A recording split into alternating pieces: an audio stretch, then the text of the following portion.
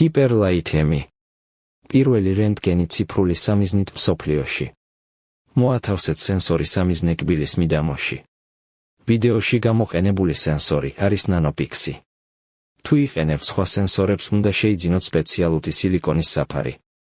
დააჭირეთ ჩართვის ღილაკს გადაღების ინტერფეისში შესასვლელად. მიიტანეთ რენტგენის აპარატი სენსორთან.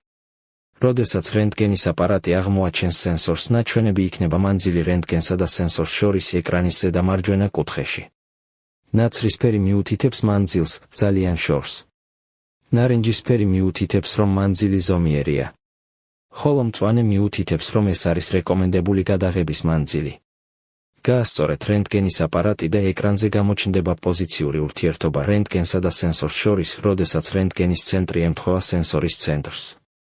ეკრანზე სენსორის სამიზნის გარშემო ყვითელი შიდა წრე გამოჩნდება, ამ დროს რენტგენი ზევით და ქვევით გაამოძრავეთ, რომ იპოვოთ სწორი გადაღების კუთხე. როცა სხივის კონუსი არის სენსორის პერპენდიკულარული, ყვითელი შიდა წრე მწვანე ხდება. ეს მიუთითებს, რომ სხივის კონუსი შეესაბამება სენსორის ცენტრს და კუთხე პერპენდიკულარულია. თუ იყენებთ პარალელური პროექციის ტექნიკას, შეგიძლიათ სურათის გადაღება პირდაპირ ამ ეტაპზე. დროა დაზოგო შენი რადიოლოგიური აპარატურის რესურსი. შესაკვეთად დაგვიკავშირდით მითითებულ ტელეფონზე. 514 01 11 16